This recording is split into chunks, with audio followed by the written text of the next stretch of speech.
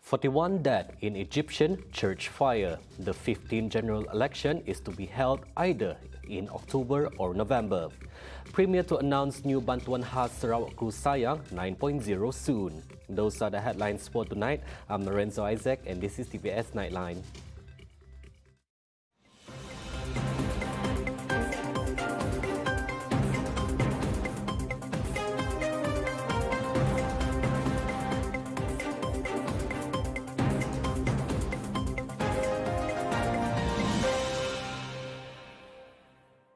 A fire that broke out Sunday in a Coptic Christian church in Egypt's capital Cairo killed 41 people.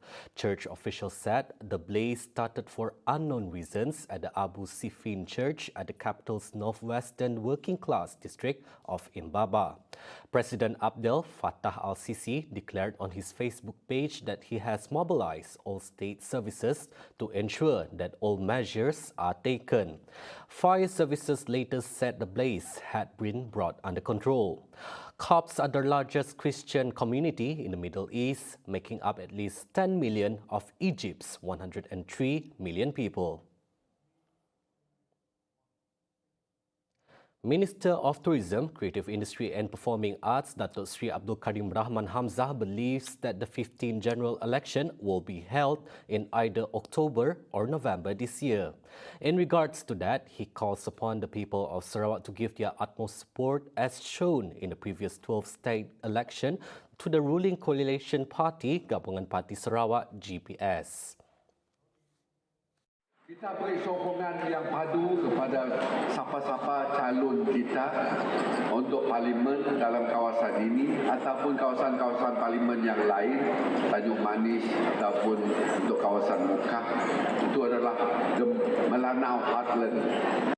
He said this in his opening speech at the 2022 Daro Festival on Sunday. He expressed confidence that with the supports given, GPS can win all 31 parliamentary seats and prove that Sarawakians are united behind GPS.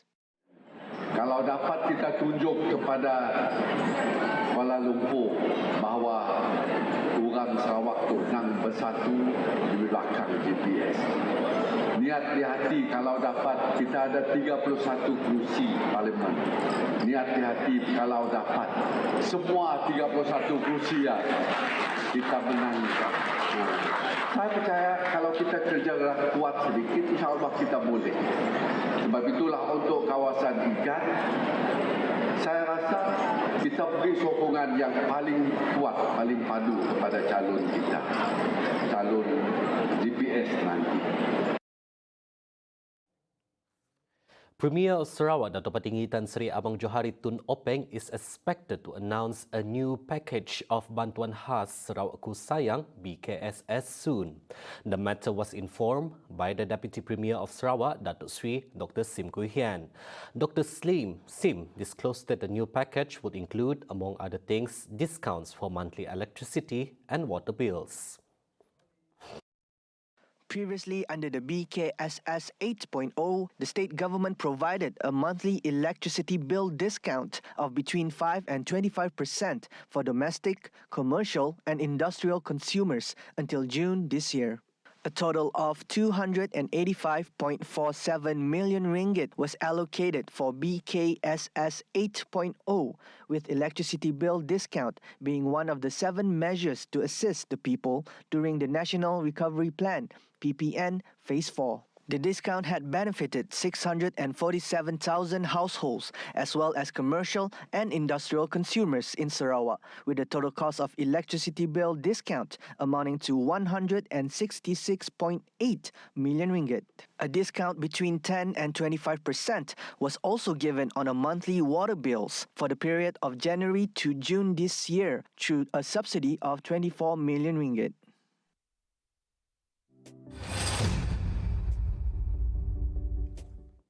The object that was found at Rumah Lenyam, Sungai Asan Baya in Bintangor yesterday has been handed over to the Department of Chemistry, Cebu, for further investigation.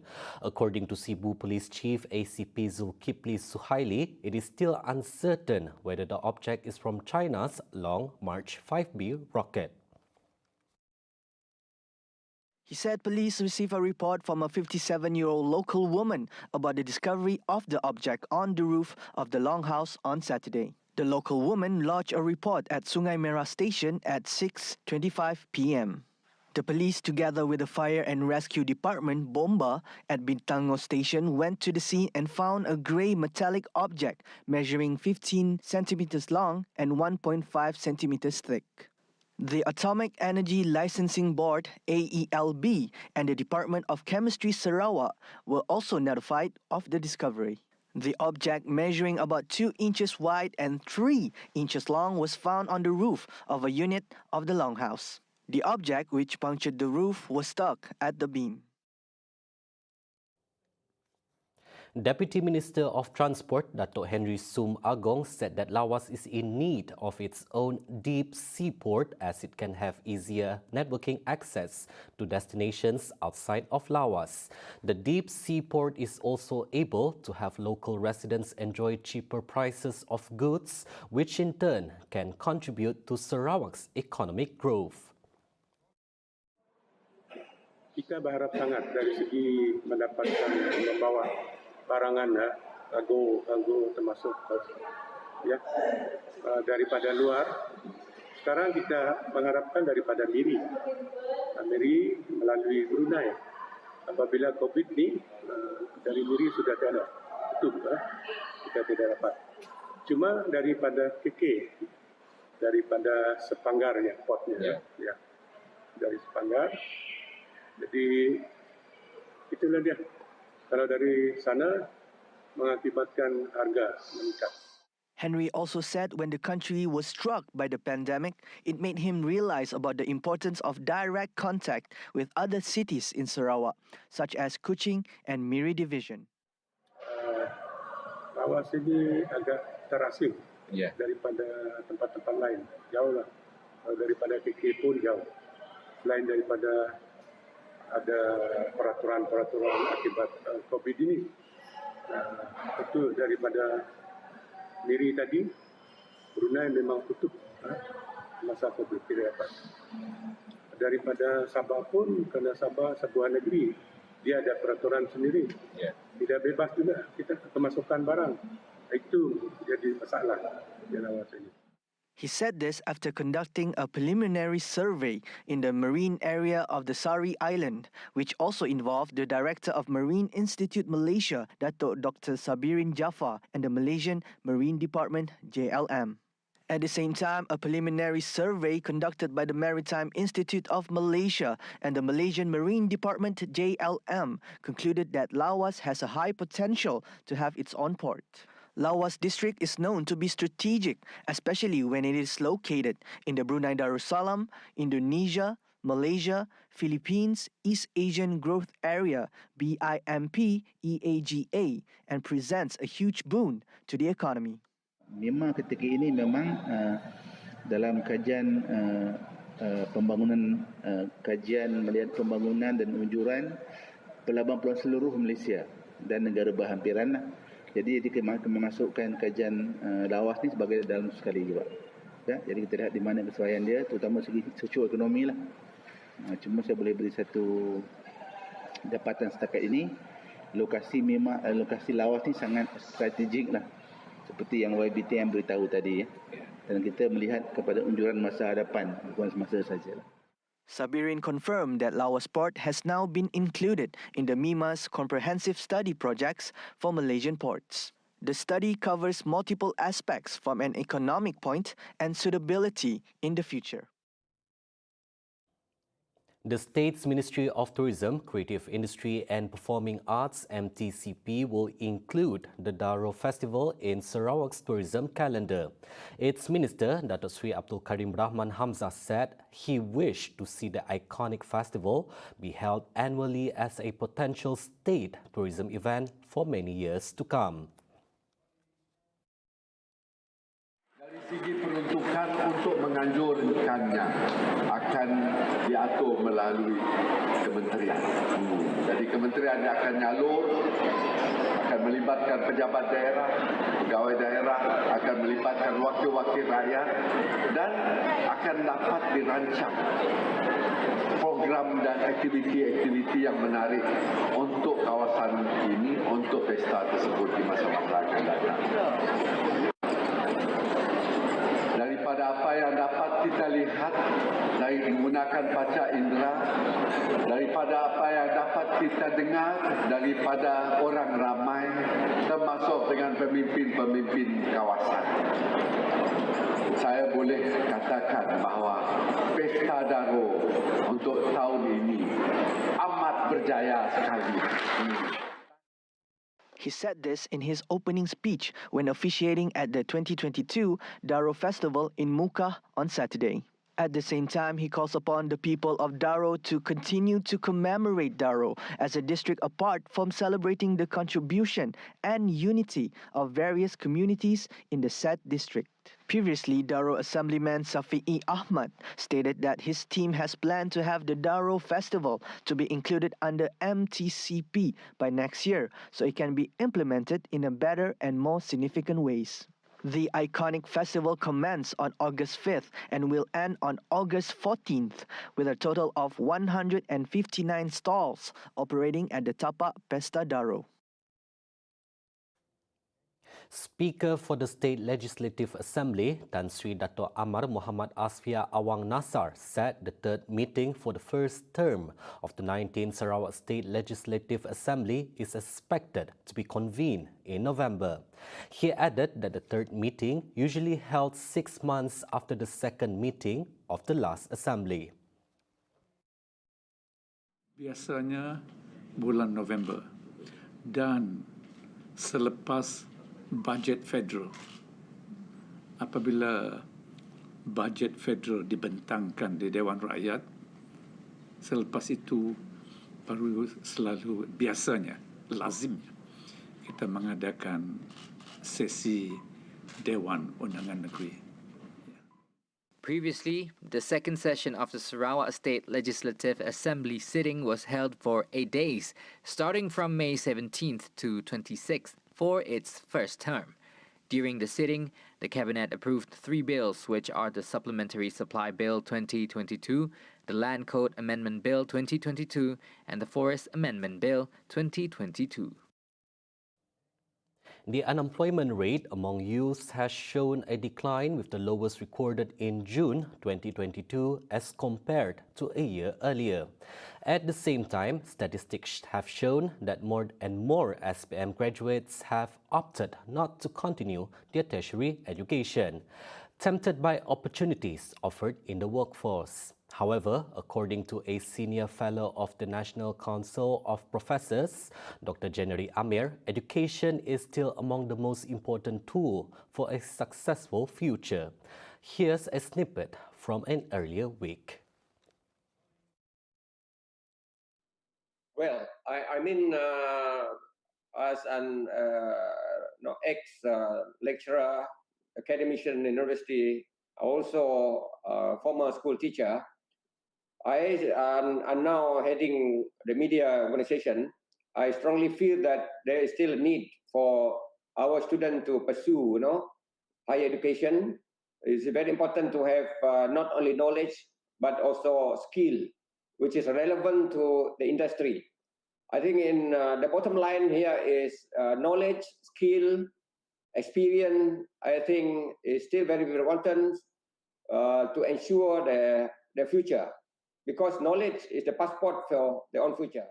Meanwhile, when asked if employers nowadays prefer education over experience, here is what he has to say. But of course, they are not all employers or not all jobs, opportunities, have that kind of approach. I think what matters to some of them, I think, we cannot deny the fact that to some, experience is very important. They put experience first compared to other attributes.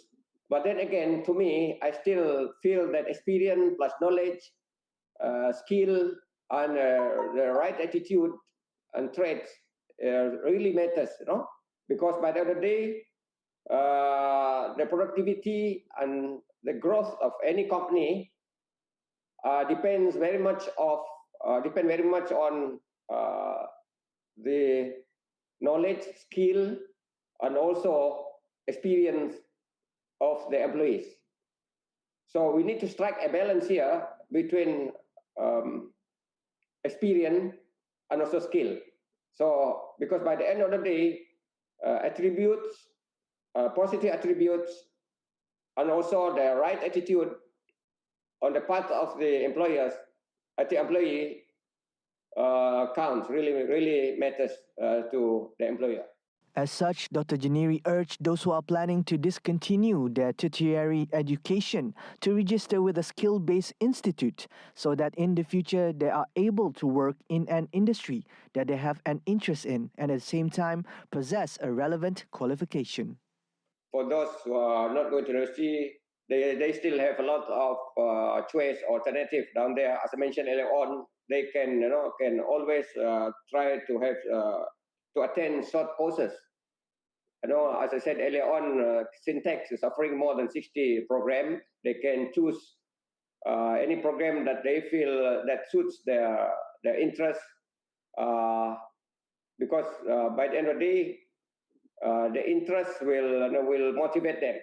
Once they're interested in any field, that will of course they can go very far. Coming up right after the break, 12 left homeless as homes destroyed by fire in Cebu. Economic growth restores investors' confidence. Right here on TVS Nightline. Stay tuned.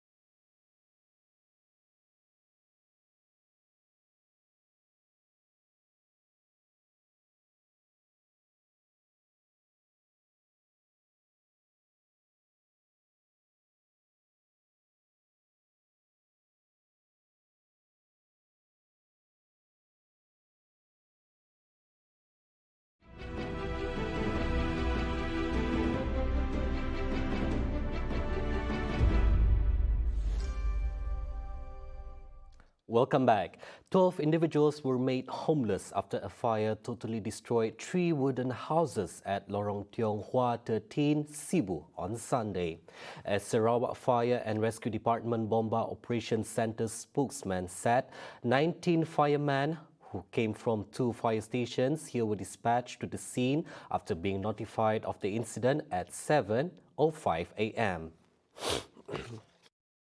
In a statement issued on Sunday, the 12 victims were the occupants of 2 of the houses. Meanwhile, the third house was unoccupied.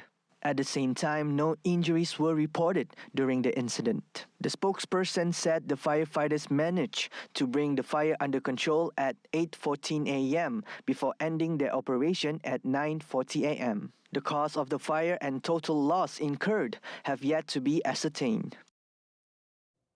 Malaysia's economic growth of this year is the best in Southeast Asia as it restoring investors' confidence in the country. Prime Minister Datuk Seri Ismail Sabri Yaakob said the growth was contributed by the government's decision to reopen all economic sectors and national borders. According to the data, the Prime Minister said the country's value of wholesales and retail sales showed the best performance since 2013, which recorded 132 billion ringgit for June 2022. while sales value for the manufacturing sector rise to 153.5 billion ringgit for the same period. Ismail Sabri also highlighted that during the recent visit to foreign countries such as Japan and United States, he was delighted to know that they were still interested in investing in Malaysia.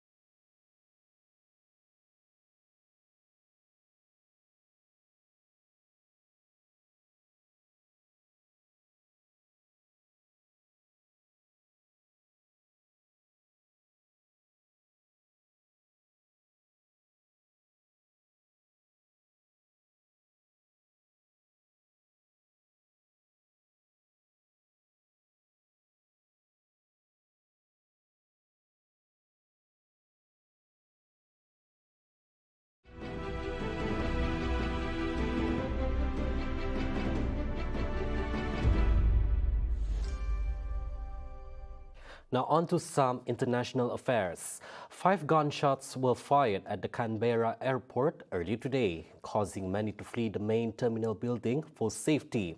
The gunman was then arrested, with authorities stating that the motive is still under investigation. No, we have no idea of any motivation. I can say that there were no injuries. The male, we believe, was acting alone, and there is no ongoing threat to the community. There was no shots directed at people or persons, passengers or staff. The airport itself is now locked down. There is an active crime scene up there that is being processed. The firearm has been secured. We do not believe that there were multiple weapons at this time, and the male is in custody. The incident has caused many inconveniences as multiple flights were either delayed or cancelled. As of press time, the airport in the Australian capital has been declared as a restricted area for members of the public. In London, a total of 370 pets have been disowned due to soaring costs of living. They are currently being cared for by the Battersea Animal Charity. 206 of them are dogs, while 164 of them are cats. So obviously there's a potential for an impending recession later this year, and we are seeing an increase of the animals that people want to gift into Battersea of up to 30% from last year. Whilst we don't have any specific data, we are seeing that some of these animals are because people are no longer able to look after them. They're no longer able to afford their care, particularly things like veterinary care. And obviously as household budgets are squeezed further later this year, we are concerned that that's going to be an increasing reason for people bringing their dogs into Battersea Dogs and Cats Home. According to Dog Trust, a British animal welfare and humane society, the last time it had seen anything like this was in the wake of 2008 financial crash. During the pandemic, many chose to adopt as means of coping under lockdown and now has caused a spike in household bills as the cost of energy has also risen sharply. Animal adoption has dropped tremendously from around 10,000 during the pandemic to hundreds, according to another animal shelter, Woodgreen. Exotic pets such as snakes and lizards are not excluded from their owner's negligence, as caring for them could easily burn a hole through one pocket.